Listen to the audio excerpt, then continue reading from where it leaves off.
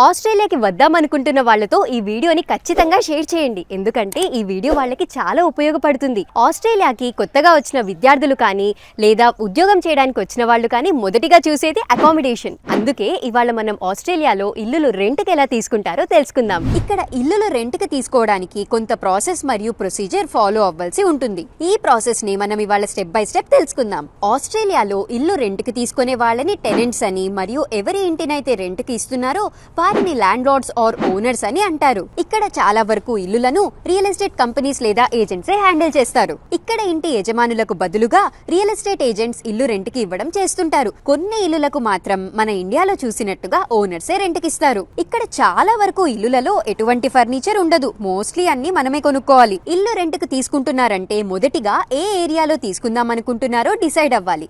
Area decide అయ్యాక domain.com.au, realestate.com.au, flatmate finders ఇలాంటి websites కి వెళ్లి మీ ఏరియాతో ఫిల్టర్ చేసుకుంటే ఆ ఏరియాలో అవైలబుల్ ఉన్న రెంటల్ ప్రాపర్టీస్ అన్ని కనిపిస్తాయి. ఈ వెబ్సైట్స్ లో ప్రతి రెంటల్ ప్రాపర్టీ గురించిన పూర్తి వివరాలు ఉంటాయి. అంటే ఆ ఇంటి రెంట్ ఎంత, ఇంటి ఫోటోలు మరియు ఇన్స్పెక్షన్ టైమింగ్స్ గురించిన పూర్తి వివరాలు ఉంటాయి. ఈ వివరాలన్నీ చూసుకొని మీకు నచ్చిన ప్రాపర్టీస్ ని ఫిల్టర్ చేసుకోవాలి. మీకు నచ్చిన ఇల్లులని ఫిల్టర్ చేసుకున్నాక మీరు మొదటిగా చేయాల్సింది ఆ ఇల్లులని ఇన్స్పెక్ట్ చేయడం. రియల్ ఎస్టేట్ ఏజెంట్లు సాధారణంగా ఇల్లు లేదా అపార్ట్మెంట్ ని చూసిన వ్యక్తుల నుండే అప్లికేషన్స్ ని స్వీకరిస్తారు. ఈ అప్లికేషన్ లో మీ గురించిన చాలా వివరాలు ఇవ్వవలసి ఉంటుంది.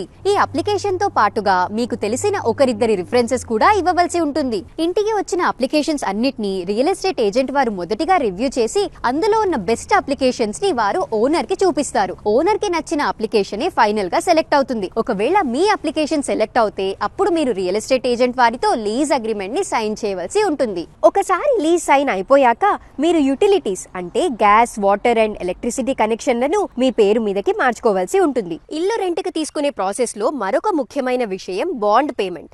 బాండ్ అంటే మన ఇండియాలో అడ్వాన్స్ లాగా. ఇక్కడ ల్యాండ్ లార్డ్ ఆర్ రెంటల్ ఏజెన్సీకి ఈ బాండ్ అంటే సెక్యూరిటీ డిపాజిట్ ని ఇవ్వవలసి ఉంటుంది. మన వల్ల ఒకవేళ ఇంట్లో ఏదైనా వస్తువులు లేదా ప్రాపర్టీ డ్యామేజ్ అవుతే ఈ సెక్యూరిటీ డిపాజిట్ ని రిపేర్లకు వాడుకుంటారు. ఈ బాండ్ అమౌంట్ వచ్చేసి 1 or 2 months రెంట్ ఉంటుందన్నమాట. ఇక మన ఆఖరి స్టెప్ వచ్చేసి కండిషనల్ రిపోర్ట్ కంప్లీషన్ అన్నమాట. ఇంట్లోకి మూవ్ అయ్యే ముందు ఇంట్లో ఉండే అన్ని వస్తువులు సరిగ్గా ఉన్నాయో లేదో చూసుకోవాలి. ఏవైనా రిపేర్ చేయవలసి ఉంటే ఈ కండిషనల్ రిపోర్ట్ లో నోట్ చేయవలసి ఉంటుంది. సో చూసారు కదా వ్యూవర్స్, ఆస్ట్రేలియాలో ఇల్లులు రెంట్ కి తీసుకోవడానికి ఫాలో అవ్వవలసిన స్టెప్స్ ని. అది వ్యూవర్స్ ఇవాల్టి వీడియో. మరొక అందమైన వీడియోతోటి మీ ముందుకు వచ్చేస్తాను. అంతవరకు thank you, take care, bye.